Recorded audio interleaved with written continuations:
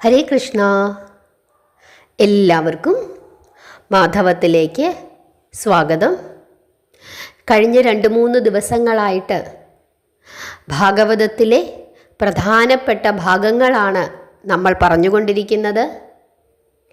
ഭഗവാൻ ശ്രീകൃഷ്ണൻ്റെ തിരു അവതാരവും ഭഗവാന്റെ ജാതകർമ്മവും എല്ലാം തന്നെ നമ്മൾ പറഞ്ഞു കഴിഞ്ഞു. അക്കൂട്ടത്തിൽ ഭഗവത്ഗീതയിലെ ചില പ്രധാനപ്പെട്ട ഭാഗങ്ങളും കൂടി നമ്മൾ പറഞ്ഞിരുന്നു. അതും കൂടി എല്ലാവരും കേൾക്കണം. തുടർന്നും ഭഗവത്ഗീതയിലെ പ്രധാനപ്പെട്ട ഭാഗങ്ങൾ നമ്മൾ പറയുന്നുണ്ട്. അത് കേട്ട് നിങ്ങളുടെ അഭിപ്രായം പറയണം. അതുപോലെ സബ്സ്ക്രൈബ് ചെയ്യാതെ കാണുന്നവരെല്ലാവരും തന്നെ ചാനലൊന്ന് സബ്സ്ക്രൈബ് ചെയ്യണം.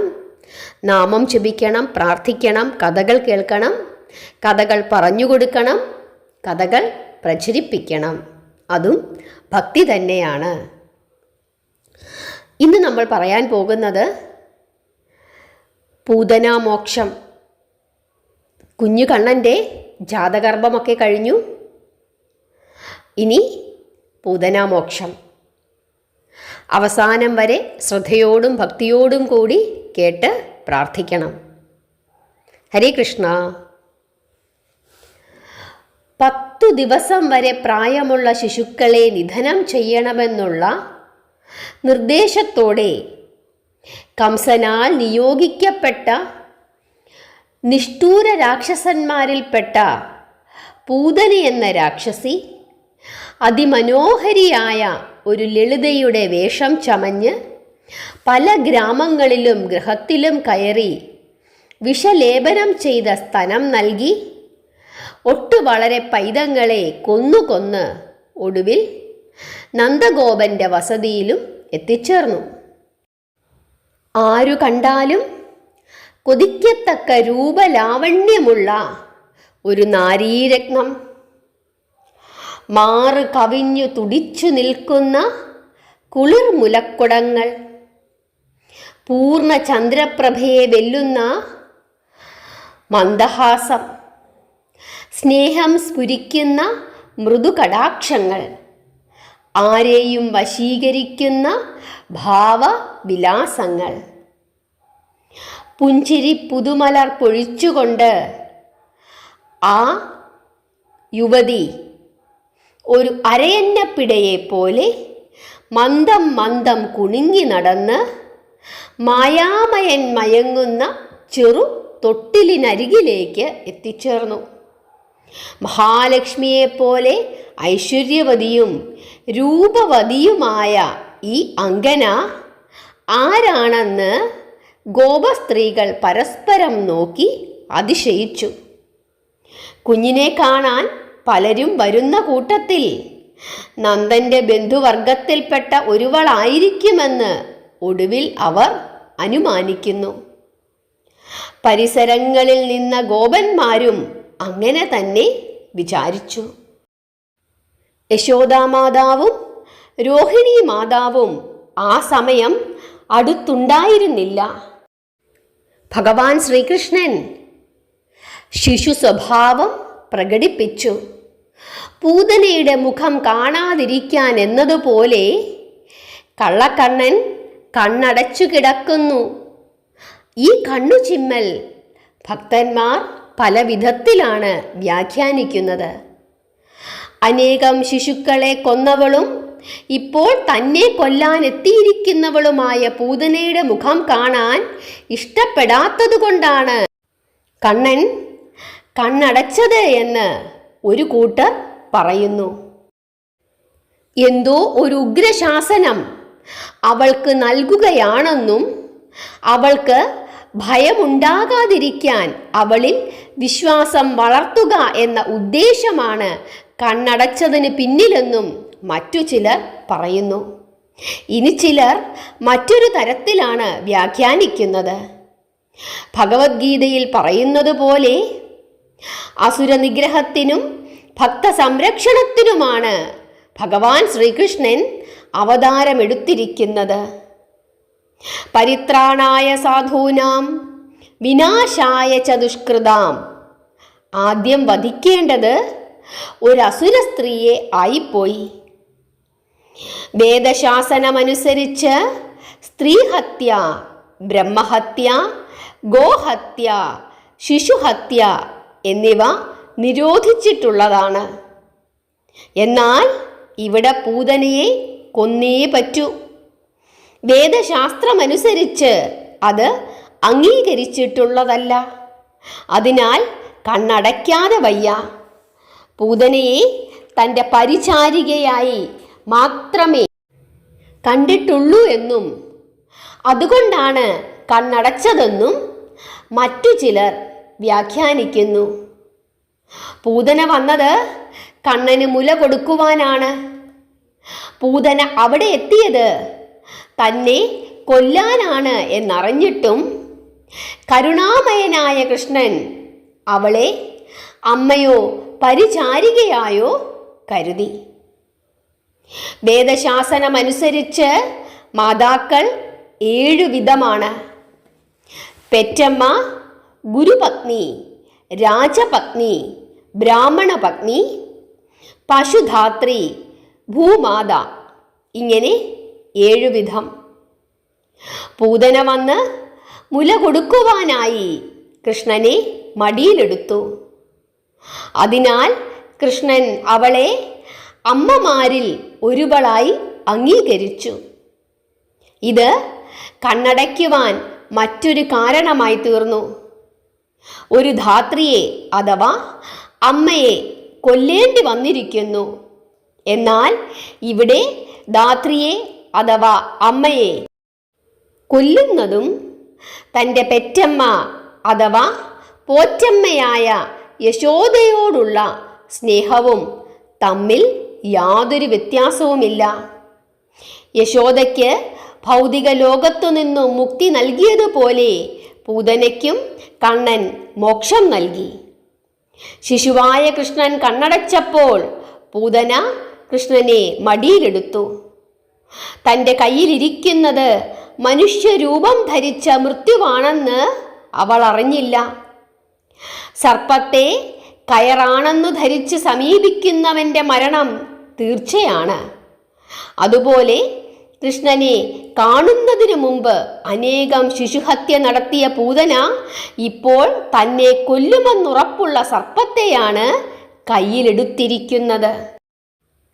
ചാരം പൊതിഞ്ഞ തീക്കട്ട പോലെ പ്രകാശമുള്ള നയനങ്ങളെ നിമീലനം ചെയ്തുകൊണ്ട് നിരാമയൻ കപടനിദ്ര ചെയ്യുകയാണ്.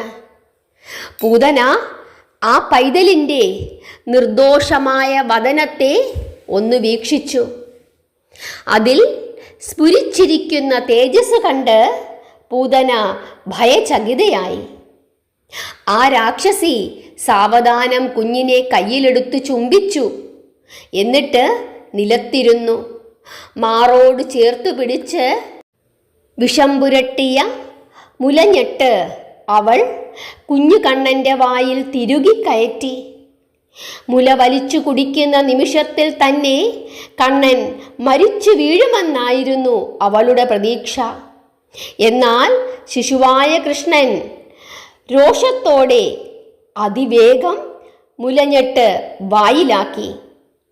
വിഷം നിറഞ്ഞ മുലപ്പാലിനോടൊപ്പം അവളുടെ പ്രാണവായുവും അവൻ വലിച്ചെടുത്തു.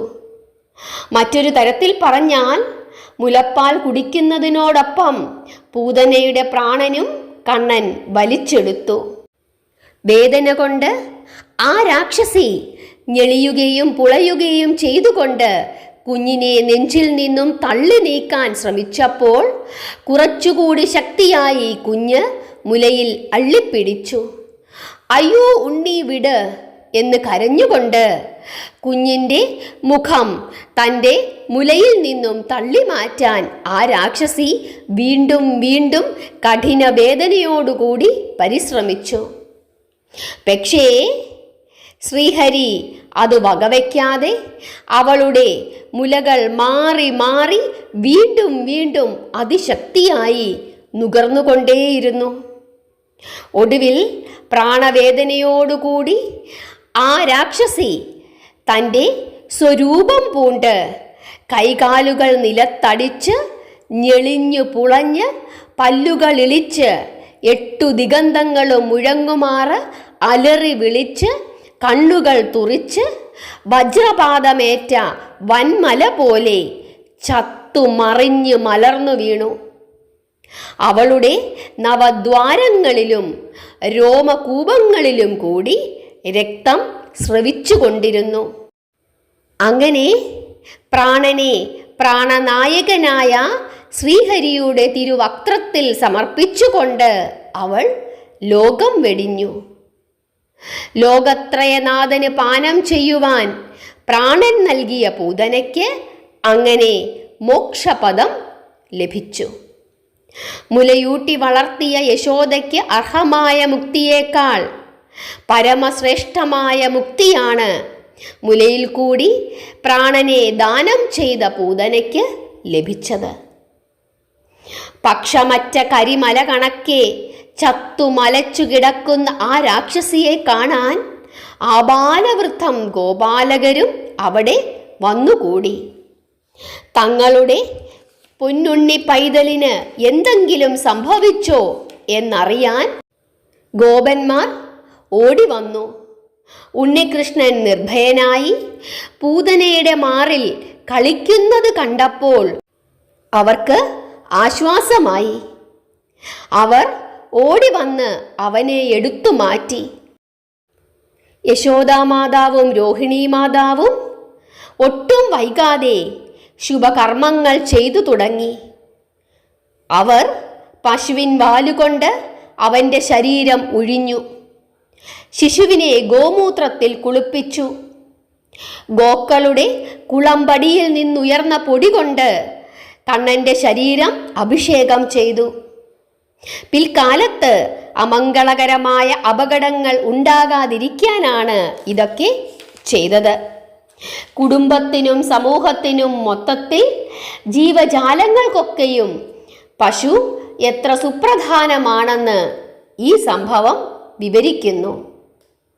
കൃഷ്ണൻ്റെ അതീന്ദ്രിയ ശരീരത്തിന് ഒരു സംരക്ഷണവും ആവശ്യമില്ല. എന്നാൽ പശുവിൻ്റെ പ്രാധാന്യം ബോധ്യമാക്കി തരുന്നതിന് ഭഗവാന്റെ ശരീരത്തിൽ ചാണകം പുരട്ടി ഗോമൂത്രത്തിൽ കുളിപ്പിച്ചു. പശുവിൻ്റെ കുളമ്പടിയിൽ നിന്നുയർന്ന പൊടി അവൻ്റെ ശരീരമാസകലം വിതറി. ഈ വക ശുദ്ധീകരണ പ്രക്രിയകൾക്കു ശേഷം ദുഷ്ടശക്തികളിൽ നിന്ന് കൃഷ്ണന് പൂർണ്ണ സംരക്ഷണം നൽകുവാനും യശോദാമാതാവിൻ്റെയും രോഹിണി മാതാവിൻ്റെയും നേതൃത്വത്തിൽ ഗോപികമാർ വിഷ്ണുവിൻ്റെ 12 നാമങ്ങൾ ഉരുവിട്ടു. അവർ കൈകാലുകൾ കഴുകി 3 വട്ടം കൈവെള്ളയിൽ ജലമെടുത്ത് ആചമനം ചെയ്തു. മന്ത്രജപത്തിനു മുമ്പ് അങ്ങനെ ഒരു ആചാരമുണ്ട്. അവർ ഇപ്രകാരം ജപിച്ചു: പ്രിയപ്പെട്ട കൃഷ്ണ, മണിമാൻ എന്ന ദേവൻ നിന്റെ തുടകളെ രക്ഷിക്കട്ടെ. യജ്ഞമെന്നറിയപ്പെടുന്ന ഭഗവാൻ വിഷ്ണു നിന്റെ പാദങ്ങളെ രക്ഷിക്കട്ടെ. ഭഗവാൻ അച്യുതൻ നിന്റെ കരങ്ങളെ രക്ഷിക്കട്ടെ. ഭഗവാൻ ഹയഗ്രീവൻ നിന്റെ ഉദരത്തെ രക്ഷിക്കട്ടെ. ഭഗവാൻ കേശവൻ നിന്റെ ഹൃദയത്തെ രക്ഷിക്കട്ടെ. ഭഗവാൻ ഉരുക്രമൻ നിന്റെ മുഖം സംരക്ഷിക്കട്ടെ. ഭഗവാൻ ഈശ്വരൻ നിന്റെ ശിരസിനെ രക്ഷിക്കട്ടെ. ഭഗവാൻ ചക്രധരൻ നിന്റെ മുൻഭാഗവും ഭഗവാൻ ഗദാധരൻ നിന്റെ പിൻഭാഗവും രക്ഷിക്കട്ടെ. ചാപധാരിയായ ഭഗവാൻ മധുസൂദനൻ നിന്റെ കാഴ്ചശക്തി രക്ഷിക്കട്ടെ. ഇടതുഭാഗം ഭഗവാൻ വിഷ്ണുവിൻ്റെ ശംഖം രക്ഷിക്കട്ടെ. പരമ്പൊരുളായ ഉപേന്ദ്രൻ മുകളിൽ നിന്നും ഭഗവാൻ താക്ഷ്യൻ ഭൂമിക്കടിയിൽ നിന്നും നിന്നെ രക്ഷിക്കട്ടെ. ഭഗവാൻ ഹലധരൻ എല്ലാ ഭാഗത്തു നിന്നും രക്ഷിക്കട്ടെ. നിന്റെ ഇന്ദ്രിയങ്ങളെ ഭഗവാൻ ഹൃഷികേശൻ രക്ഷിക്കട്ടെ. നിന്റെ ശ്വാസത്തെ ഭഗവാൻ നാരായണൻ കാക്കട്ടെ. ഭഗവാൻ നാരായണൻ നിന്റെ ഹൃദയത്തെ രക്ഷിക്കട്ടെ. ഭഗവാൻ യോഗേശ്വരൻ നിന്റെ മനസ്സിനെയും ഭഗവാൻ വൃഷ്ണിഗർഭൻ ബുദ്ധിയെയും രക്ഷിക്കട്ടെ. പരമാത്മാവ് നിന്റെ ആത്മാവിനെ പരിരക്ഷിക്കട്ടെ. നീ ഓടിക്കളിക്കുമ്പോൾ എല്ലാ ഭാഗത്തു നിന്നും ഭഗവാൻ ഗോവിന്ദൻ നിന്നെ പരിപാലിക്കട്ടെ. ഉറങ്ങുമ്പോൾ എല്ലാ വിത്തുകളിൽ നിന്നും ഭഗവാൻ മാധവൻ നിന്നെ രക്ഷിക്കട്ടെ. നീ ജോലിയിൽ ഏർപ്പെടുമ്പോൾ ഭഗവാൻ വൈകുണ്ഠൻ നിന്നെ വീഴ്ചയിൽ നിന്നും രക്ഷിക്കട്ടെ. നീ ഇരിക്കുമ്പോൾ ഭഗവാൻ വൈകുണ്ഠൻ എല്ലാ സംരക്ഷണവും അരുളട്ടെ. നീ ഭക്ഷണം കഴിക്കുമ്പോൾ യാഗങ്ങളുടെ എല്ലാം അധിപൻ സർവസംരക്ഷണവും നിനക്ക് നൽകട്ടെ. ഇപ്രകാരം കൃഷ്ണന്റെ വിവിധ ഭാഗങ്ങളുടെ സംരക്ഷണത്തിനായി യശോദാമാതാവ് വിഷ്ണുവിൻ്റെ പര്യായങ്ങൾ ഉരുവിട്ടു. യശോദാമാതാവ് ഒരു ബ്രാഹ്മണനെ വിളിപ്പിച്ച് ശുദ്ധികർമ്മവും ചെയ്യിപ്പിച്ചു. എല്ലാ ദേവീദേവന്മാർക്കും കുഞ്ഞിൻ്റെ രക്ഷയ്ക്ക് വേണ്ടി അവർ വഴിപാടുകൾ നേർന്നു. അതിനുശേഷം കുഞ്ഞിനെയും കൊണ്ട് മുറിയിൽ ചെന്ന് അതിന് മുല കൊടുത്തുകൊണ്ടിരിക്കുമ്പോൾ മധുരാപുരിയിൽ പോയിരുന്ന നന്ദനും അവിടെ വന്നു ചേർന്നു. വന്നപ്പോൾ തന്നെ സർവവിവരങ്ങളും അദ്ദേഹം ഗോപന്മാരിൽ നിന്നും അറിഞ്ഞിരുന്നു. ചത്തുമലച്ചു കിടക്കുന്ന പൂതനയുടെ ജഡവും അദ്ദേഹം കണ്ടു. പാവം ഞെട്ടിവിറച്ചുപോയി. എൻ്റെ കൺമണിക്ക് വല്ലതും പറ്റിയോ യശോദേ എന്ന് വിളിച്ചു ചോദിച്ചു കരഞ്ഞുകൊണ്ടാണ് അദ്ദേഹം മുറിക്കകത്തേക്ക് പ്രവേശിച്ചത്. കണ്ണുകളടച്ച് മുല കുടിച്ചുകൊണ്ട് അമ്മയുടെ കൈത്തലത്തിൽ ശയിക്കുന്ന ആ ഓമലിനെ ഒന്ന് ചുംബിച്ചിട്ട് അദ്ദേഹം പുറത്തേക്ക് കടന്നു. വസുദേവർ പറഞ്ഞത് എത്രയോ പരമാർത്ഥമായിരിക്കുന്നു. അദ്ദേഹം ഒരു ദിവ്യൻ തന്നെയാണ്, സംശയമില്ല എന്നു ചിന്തിച്ച നന്ദഗോപർ ആ യാദവ ശ്രേഷ്ഠനോടുള്ള തൻ്റെ നന്ദി മനസ്സുകൊണ്ട് പ്രകടിപ്പിച്ചു. പിന്നീട് ഗോപന്മാർ എല്ലാവരും കൂടിച്ചേർന്നു. പൂതനയുടെ ഭീമാകാരമായ മൃതഗാത്രം വെട്ടിമുറിച്ച് പല കഷ്ണങ്ങളാക്കി ദൂരത്തൊരു വിജന പ്രദേശത്ത് കൊണ്ടുപോയി ദഹിപ്പിച്ചു. ആ രാക്ഷസിയുടെ ശവശരീരം ദഹിപ്പിച്ചപ്പോൾ അതിൽ നിന്നും ഉയർന്നു വന്ന പുകയ്ക്ക് അത്യധികമായ സുഗന്ധമായിരുന്നു ഉണ്ടായിരുന്നത്. കാരണം പൂതന പുണ്യവതിയായി കഴിഞ്ഞിരിക്കുന്നു. അഗ്നിയിൽ ദഹിക്കുന്ന പൂതനയുടെ ശരീരത്തിൽ നിന്നുയർന്ന പുകയുടെ സുഗന്ധമറിഞ്ഞ വൃന്ദാവനവാസികൾ പരസ്പരം ചോദിച്ചു, എവിടെ നിന്നാണ് ഈ സുഗന്ധം പുറപ്പെടുന്നത്? ഇങ്ങനെ സംസാരിക്കുമ്പോൾ ദഹിച്ചുകൊണ്ടിരുന്ന പൂതനയുടെ ശരീരത്തിൽ നിന്നുയർന്ന പുകയിൽ നിന്നാണ് സുഗന്ധം വരുന്നതെന്ന് അവർക്ക് മനസ്സിലായി. പക്ഷേ അതിൻ്റെ പൊരുൾ പാവം ഗോപന്മാർക്ക് മനസ്സിലായില്ല. അവർക്ക് കുഞ്ഞു കണ്ണനോട് അത്യധികമായ വാത്സല്യമായിരുന്നു ഉണ്ടായിരുന്നത്. ഹരേ കൃഷ്ണ. ഇതാണ് പൂതനാമോക്ഷം. ഭഗവാൻ എത്ര കരുണാമയനാണ്. തന്നെ വധിക്കുവാനായി വന്ന ആ രാക്ഷസിക്കു പോലും ഭഗവാൻ മോക്ഷമാണ് നൽകിയത്. നിങ്ങൾക്കെല്ലാവർക്കും ഈ ഭാഗം ഇഷ്ടപ്പെട്ടു എന്ന് വിചാരിക്കുന്നു. അടുത്ത ഭാഗം ശകടാസുരവധം.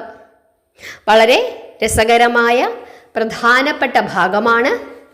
അത് നമുക്ക് അടുത്ത ദിവസം കേൾക്കാം, പഠിക്കാം. എന്നും നിങ്ങളെല്ലാവരും മാധവത്തിൻ്റെ കൂടെ ഉണ്ടാകണം. ദിവസവും കഥകൾ കേൾക്കണം, നാമം ജപിക്കണം, നിങ്ങളുടെ അഭിപ്രായങ്ങൾ പറയണം, പ്രാർത്ഥിക്കണം. കഥകൾ പറഞ്ഞു കൊടുക്കുകയും കേൾക്കുകയും പ്രചരിപ്പിക്കുകയും ചെയ്യുന്നത് ഭക്തി തന്നെയാണ്. ഹരേ കൃഷ്ണ.